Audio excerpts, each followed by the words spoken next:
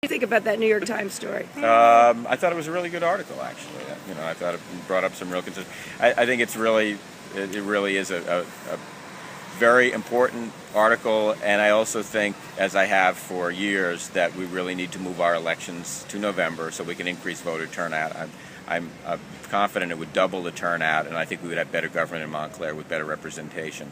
Because I think right now, the most conservative voters, they are going to vote in May elections. They're disproportionately overrepresented, and that's pretty obvious. If you go to town hall, if you look at all those pictures of all those councils, there's not one renter in any of those pictures, and 43% of the people who live in Montclair are renters. Does that just mean they're more motivated if they get to the polls in May? I mean, it's not like anybody's preventing the renters from getting to the polls. I talked to over 500 people personally. I got 500 signatures or more about changing the election, and most of them were renters. A lot of them were renters anyway, because people who use the library in that area, a lot of people who walk there are renters, and it takes people years before they move to Montclair to even know that there is an important election in May.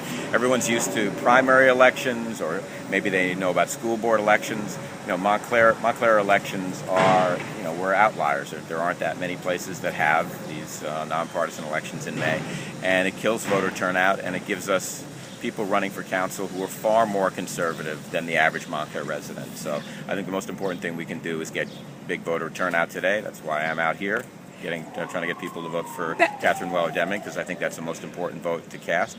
She's the one experienced candidate who understands what's going on in municipal government and has helped basically us be able to do what we've done over the last 4 years, which is, by the way, increasing the debt of the town only 2%, not 15%, as was reported in the literature.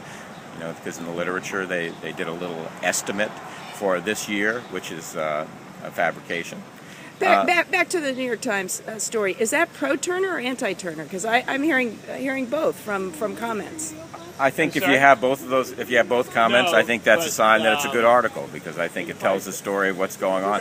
I think it's accurate, it's well researched. I think we could use more of that type of journalism. It's very hard to do that, I realize, on a short time frame on a local paper or a blog. But do you think Karen Turner is Tea Party?